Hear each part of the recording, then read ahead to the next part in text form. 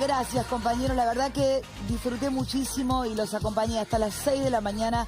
Se quedaban laburando anoche con 2 grados, que era, te digo, un frío de morirse. Me encanta verlos, el aplauso, sus familias los llamaban. La verdad, un beso enorme y un abrazo muy grande para todos.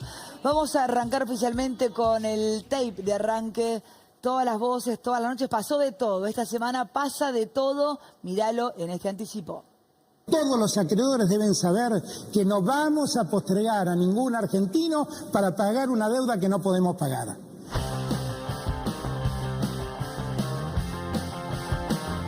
¿Se acuerdan cuando le hablábamos a todos del pico, que el pico podía llegar? Y bueno, nos estamos acercando a ese pico.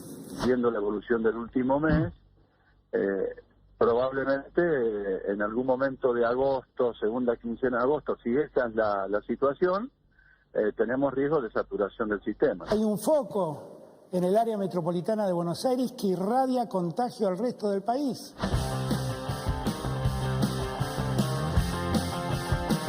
Estamos muy lejos de resolver el problema, porque ahí el foco de irradiación somos nosotros. Lo único que nos cuida es quedarnos en casa. Celebraría mucho más que todos entiendan que para ser libres hay que vivir, que los muertos no tienen libertad. Bueno, la clásica frase ya del presidente. Patricia Bullrich, ahora sí, buenas noches, ¿cómo estás? Bienvenida. Hola, buenas. ¿Cómo estás? ¿Cómo te va? Bien, ¿Andas bien? Bien, bien, Patricia. ¿Fuerte? Sí, más fuerte que nunca, más fuerte que nunca. Lo que no te mata te fortalece, dicen, ¿no? Así que estamos fortalecidos. Somos pibas de grandes batallas, Pato, ¿no? Grandes pibas de batalla. Pibas de batalla. De lucha. Y de lucha. Y de convicciones. Hay que dar pelea, hay que dar pelea. Pato, recién escuchaba al presidente, ¿no? Y pensaba que nos siguen hablando del pico, del pico, del pico. Y mañana se viene otro pico, que es el pico que recién anticipaba Guido, de la reforma judicial. Digo, ¿por dónde arrancamos? ¿Por la cuarentena o por la reforma judicial que se presenta mañana? Me gustaría arrancar por la reforma judicial, te lo digo directamente. ¿Cómo ves esto que va a pasar? Bueno. Que el asesor más importante del presidente es el abogado de Cristina. Te escucho. Bueno, nosotros hoy salimos con una comunicación de Juntos por el Cambio, con algo que es fundamental en cualquier, digamos, modelo institucional. Lo más importante de las instituciones no es siempre pensar cómo podés cambiarlas, sino justamente su estabilidad. Las Cortes Supremas lo que tienen como valor es que son estables, que tienen continuidad en la cantidad de miembros, en los temas que tocan. Nosotros tenemos un tribunal de carácter constitucional y hemos reemplazado otro tipo de cortes por lo que son las cámaras de casación penal, que son las últimas instancias en los temas penales. Y nosotros como gobierno no tocamos la Corte, porque nos parece que lo importante es esto, la previsibilidad de las instituciones.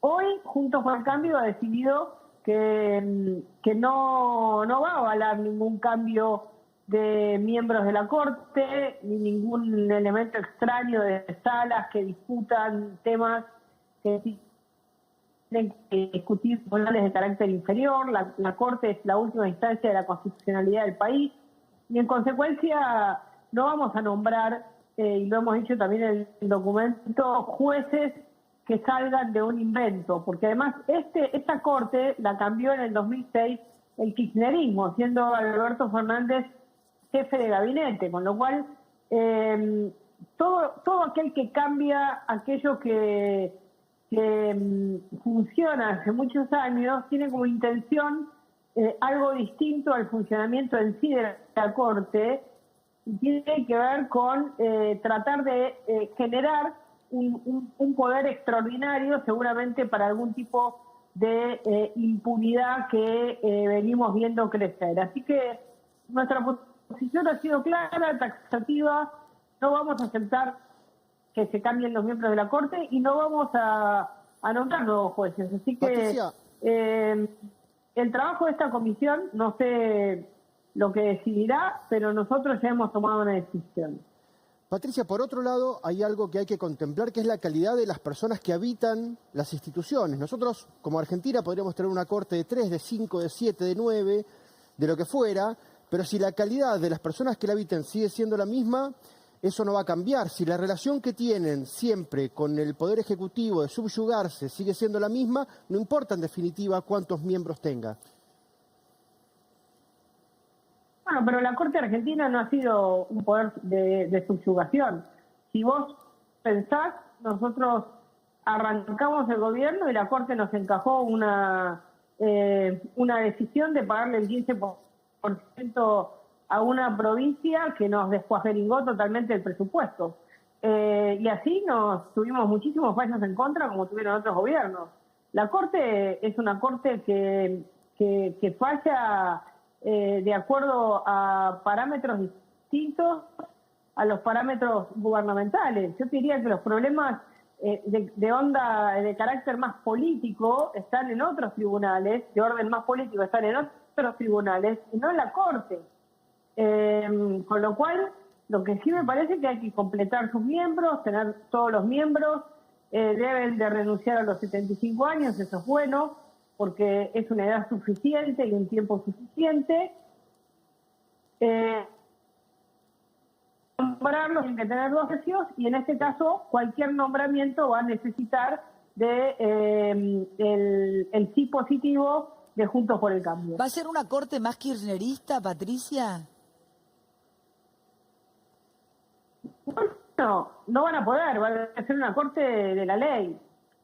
Nosotros no miramos la acción, digamos, o la ideología política de las personas. Miramos si las personas a través de sus fallos han trabajado con la ley y no de acuerdo a la ideología. El problema que vos tenés es cuando los jueces votan por ideología y no por la ley. No, digo porque Veraldi, el abogado de Cristina, es el asesor tenés... más importante de Alberto Fernández en este momento. Pero Viviana, en ese sentido, Inés Güemes de Roca, que fue quien eligió a Mauricio Macri específicamente para ser la titular de la Procuración, finalmente eso después no ocurrió, también es parte de este grupo de asesores. Sí, estamos debatiendo también, si la justicia es independiente o no, básicamente. Y también Andrés, perdón, y también Andrés Gil Domínguez. El caso de Veraldi es un problema de ilegitimidad de origen. ¿Por qué Bullrich? Veraldi eligió... ¿Por qué Bullrich? Te lo voy a explicar. Veraldi eligió ser abogado de la actual vicepresidenta. Tiene un sesgo al haber elegido eso. El caso de Güemes de Roca es una jueza que no fue elegida como procuradora y además no le dieron el voto. A la gente por pero Bullrich, primero que es uno de los miembros, es uno de los miembros de 9. ¿Me puede dejar terminar de hablar? Claro. Porque si no, no van a poder entender lo que digo. Bueno. Y es miembro de un tribunal. Es miembro de un tribunal constitucional, el Tribunal Constitucional de la Ciudad de Buenos Aires, como son miembros Hilda Kogan y otros.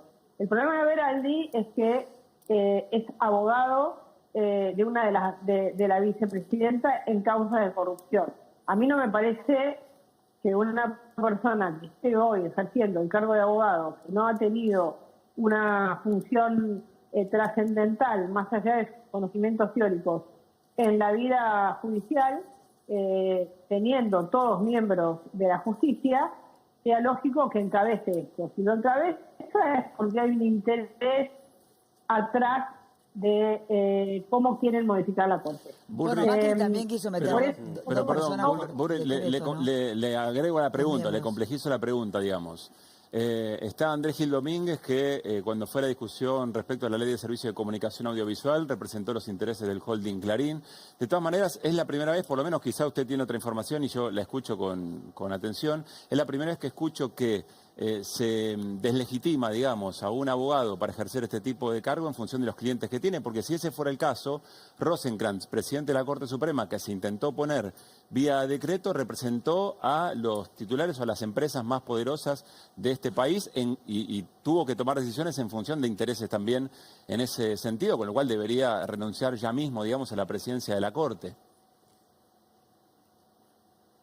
Son cosas total y absolutamente distintas. En primer lugar, lo primero que tenemos que plantear acá es que Juntos por el Cambio no está analizando el tema de quienes le integran, sino que está diciendo que nosotros creemos que la mejor corte es la corte que está, la corte de 5 miembros, tal cual lo dijo Cristina Fernández de Kirchner en el 2006 y lo explicó teóricamente. Tal cual nosotros creemos las instituciones de una república, el valor que más tienen es el valor de la continuidad, de la previsibilidad, de estar mucho tiempo. Eso es lo que le da a las Cortes Supremas de Justicia la posibilidad de una estabilidad y de que sus miembros no pertenezcan a un gobierno, a un partido ni nada. Así que, independientemente de quienes conforman la comisión, como nosotros vamos a continuar con la idea de la Corte de 5 miembros, no es trascendente nuestra opinión sobre los miembros de la comisión, sino que es trascendente nuestra opinión profunda. Las reglas de juego democráticas, que son los sistemas electorales, la justicia, la Corte Suprema como Tribunal Superior de la Constitucionalidad del país, deben de tener acuerdo y deben de tener continuidad. Las reglas electorales no se pueden cambiar todos los años y la Corte Suprema de Justicia debe tener continuidad. Esa es nuestra filosofía. Luego, los miembros no los queremos, no queremos hacer un análisis uno por uno, no nos interesa una posición mucho más profunda, que es la previsibilidad de las instituciones. Tenemos preparado el tape del Papa. Quiero que escuchemos un tape del Papa que me sorprendió hablando de democracia y de dictadura. Ayer salí a la calle, vi a los laburantes, a la gente pobre que se gana el mango. Estamos viendo cada vez más gente en la calle, viviendo, durmiendo por todo esto que está pasando. Y no sabemos cómo vamos a salir de la pandemia. Quiero que escuches con atención a este Papa Francisco, que para mí es bastante novedoso este discurso. Yo no lo había escuchado antes. Lo comparto con vos y con la gente, Patricia, por favor. Un aspecto fundamental para promover a los pobres está en el modo en que los vemos. No sirve una mirada ideológica que termina usando a los pobres al servicio de otros intereses políticos y personales.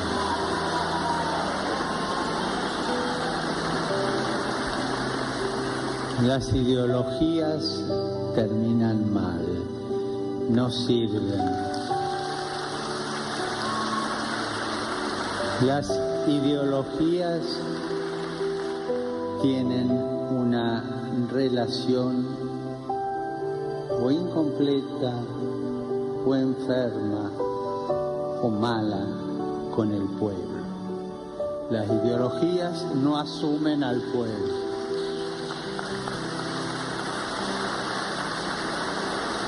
Por eso, fíjense en el siglo pasado, ¿en qué terminaron las ideologías? En dictaduras, siempre. Siempre. Piensan por el pueblo, no dejan pensar al pueblo.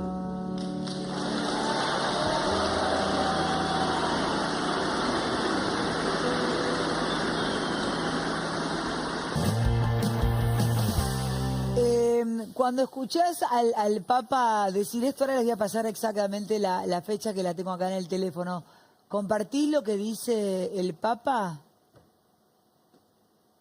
Bueno, sí, porque la ideología es una construcción previa que un grupo determinado, iluminado, se hace de lo que quiere imponer en una determinada sociedad, intenta que esa sociedad se adapte a sus ideas, entonces, o a su forma de poder. Entonces, la ideología es como un precocinado, es una idea previa, y entonces dice, si vos no estás de acuerdo con esto, sos antipueblo, si vos no estás de acuerdo con esto, estás en contra de lo que yo creo que el pueblo tiene que seguir.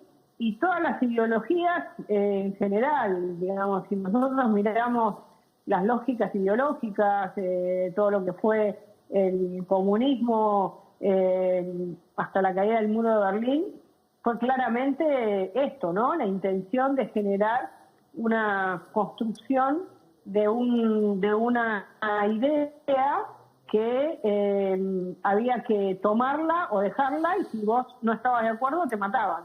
Bullrich, no puedo dejar Lo de... mismo pasó con ideologías de carácter, digamos, de derecha, como puede haber sido Stroessner, o como puede haber habido tantos ejemplos que tuvimos, también lo tuvimos en la Argentina. En consecuencia, yo creo que las ideologías, como explica esto el Papa, son contrarias, así como los pensamientos dogmáticos son contrarios a la posibilidad de pensar no en el pueblo como un todo, sino en ciudadanos e individuos que tienen diversidad de ideas, diversidad de origen, y que con esa diversidad de ideas, esas diversidades de origen, hay que lograr, digamos, una construcción colectiva, ¿no? En ese sentido, Patricia, las ideologías dogmáticas y las religiones tienen muchos puntos en común. Bien está expresado por un sociólogo muy importante, por Harari, que las compara y las pone, diría, en el mismo plano, ¿no? Aquellas que son, me refiero, muy dogmáticas, sí, con una identidad muy fuerte, quiénes somos nosotros, quiénes son los otros, siempre hay alguien que ascendió a los cielos, siempre hay alguien que es el enviado, no estoy hablando del kirchnerismo en particular, que es el enviado en la tierra y que interpreta a ese que se fue al cielo, siempre hay un otro que es el malo, estamos nosotros que somos los buenos. No, pero más allá del kirchnerismo, no deja de sorprenderme que desde la dirigencia política se reniegue las ideologías, que son conjuntos de valores, conjuntos de ideas, que en definitiva todos somos seres ideológicos, no podemos desprendernos de nuestra idea de mundo, de nuestra idea de país. No estoy hablando de los dogmas, estoy hablando sencillamente de lo político y lo ideológico como parte esencial de la construcción de una sociedad. Habla de la ideología que termina utilizando a los pobres, ¿no? Ese es el punto, ¿no? La utilización. Está muy estudiado el tema. El pobre en la ideología, el más profundo. Es más, yo desconfío de aquellos que dicen quitémosle lo ideológico a las cosas que discutimos, porque en definitiva siento que están queriendo imponerme a través de la negación de la ideología su propia ideología. No sirve una mirada ideológica que termine usando a los pobres al servicio de otros intereses políticos y personales. Una mirada, el clientelismo político. Exactamente. Es una mirada ideológica, Argentina, pero la mirada que quiere efectivamente darle mayor empoderamiento al pueblo también es una mirada ideológica. Ahora, quien quiere empoderar al pueblo también es una mirada ideológica. Las ideologías no asumen al pueblo. El neoliberalismo es una ideología. Por eso fíjense en el siglo pasado en que terminaron las ideologías. Sí, porque hay dogmas pensando también... en las débiles, lo veníamos hablando, en las democracias débiles. Claro, y hay dogmas de baja intensidad. Hay dogmas también que intentan utilizar a las clases medias y a las clases altas en función del otro. Estos son los negros. Entonces es una ideología. Las ideologías, insisto, son conjuntos de ideas y valores. No todas las ideologías son dogmáticas. El problema, me parece, que a lo que apunta Francisco es a las que son dogmáticas. Yo no había escuchado esto, la verdad es que me sorprende muchísimo, porque el Papa es profundamente ideológico cuando hace una caracterización. Que era profundamente peronista, pensé que me hace Es profundamente ideológico el Papa Francisco cuando hace una caracterización de cómo la valorización financiera ha destrozado el planeta. Eso es una mirada profundamente ideológica. Patricia, está un poco filosófica la mesa. Te puedo traer, recién te referiste a la ampliación de la Corte y al rechazo de Juntos por el Cambio, pero tampoco va a haber referentes de la oposición mañana en la presentación de lo que es la reforma judicial, y esto es la duplicación de juzgados federales. Y como bien explicaba Gabriel Sued en La Nación, hubo un proyecto en su momento del PRO cuando era gobierno de duplicar precisamente los juzgados federales. ¿Ustedes están a favor o están en contra de esto? Bueno, en primer lugar, no podemos hablar de un proyecto que todavía no vimos, que no hemos conocido. Así que recién vamos a opinar de un proyecto cuando ese proyecto llegue a la Cámara, a las cámaras, y pueda ser analizado con más detenimiento. No queremos hablar de lo que se dice o lo que se comenta. En relación al tema de la presentación de la comisión, Juntos por el Cambio ya ha tomado una posición hoy y no va a estar presente en este acto porque considera que no es bueno en este momento cambiar la previsibilidad que nos da que desde el año 2006 tengamos la misma cantidad de miembros de la Corte y que casi toda la historia de Argentina hemos tenido 5 miembros en la Corte. Así que en ese sentido no vamos a estar presentes, no vamos a apoyar. Ya lo hemos dicho, lo hemos comunicado hoy en una declaración pública Juntos por el Cambio, y el resto de los proyectos los analizaremos con una mirada abierta. No los vamos a analizar con una mirada cerrada, sino abierta. Si son buenos, estaremos para apoyar. Si son negativos, estaremos en contra. Lo mismo pasa con la moratoria. Nosotros estamos, en general no estamos de acuerdo con las moratorias por principio. Pensamos que las moratorias siempre son premiar al que no pagó. Ahora estamos en un momento especial. Ustedes hicieron un blanqueo que fue muy exitoso, queremos... Patricia, para lo mismo, ¿no? Que de alguna manera le permitía justamente blanquear a la gente que no había declarado sus ingresos en el exterior. Bueno, por eso, pero eso tiene que ver, como lo está haciendo ahora el gobierno, que es generar capital de inversión. El problema de la moratoria es la injusticia entre el que pagó y el que no pagó. Por eso ahora nosotros vamos a plantear un premio, ¿me permite? Un premio al que pagó. Y vamos a estar totalmente en contra del favoritismo que se quiere hacer con Cristóbal López y con el grupo Índalo, que es algo inédito en la historia argentina. Una empresa que al 5% se le quiera dar un plan de pago. Eso el día de mañana vamos a emitir una comunicación contraria a ese artículo, que es el artículo 11 de la moratoria. A favor de la moratoria, con premio al que pagó, para que el que pagó no se sienta un tonto y que diga yo pagué y el que no pagó es un favorecido. A esos dos, como estamos en una situación especial, vamos a votar a favor, y el artículo 11, que premia y que quiere sacar de la situación de fraude, de defraudación a Cristóbal López, vamos a estar en contra. Patricia, la última, y corríjame si la frase la copié mal porque la acabo de escribir, la recuerdo. Alberto Fernández criticó al gobierno de Mauricio Macri y dijo, pasó una pandemia sin ningún virus. ¿Fue así? Sí, ¿Qué opinión tenés al respecto? ¿Te acordás que Macri había dicho que el coronavirus era... Peor que el populismo. El populismo era peor que el coronavirus. Digo, se la mandó con el virus. Pensé que ibas a recordar que el presidente se había manifestado en contra de ampliar la Corte, ¿no? Además, eso también, sí. Hace 2 meses nada más. Yo creo que Alberto Fernández, cuando está en una situación de así como de incertidumbre de su propio poder, incertidumbre frente a qué hacer, evidentemente después de 4 meses de cuarentena, que la curva nunca haya bajado en la Argentina, demuestra que estamos en una situación demasiado compleja. Trata de tirar para atrás, ¿no? Pero bueno, yo creo que nosotros sabemos lo que hicimos, sabemos las cosas que hicimos bien, las cosas que hicimos mal. Ahora le toca a Alberto Fernández. Es su turno, gobierne. Eso es lo que tiene que hacer. Me quedó clarísimo. Patricia, muchísimas gracias, buenas noches y gracias por estar siempre que te llamamos. Un beso grande. Buenas noches, gracias. Un beso Quiero rescatar grande. algo muy importante que dijo Patricia Bullrich. Pero pará, porque si vas a decir algo de Patricia, no quiero que Patricia No, voy a rescatar algo muy importante que acaba de decir. Sí, okay. Rescatar algo muy importante. Dijo que es independiente de los nombres que efectivamente integren el grupo de asesores. Ahí está Patricia por la Me parece muy importante Sí. y que no se va a opinar del proyecto sin conocerlo. Se presenta mañana. Me parece que son 2 actitudes de muchísimo respeto a un proyecto muy importante. ¿Querés responderle algo, Patricia, o con esto ya estamos listos preparados para la unidad nacional? Muchísimas gracias. Muchas gracias. Ahí está. Hasta luego, Lindo terminar así un móvil. Gracias, Patricia.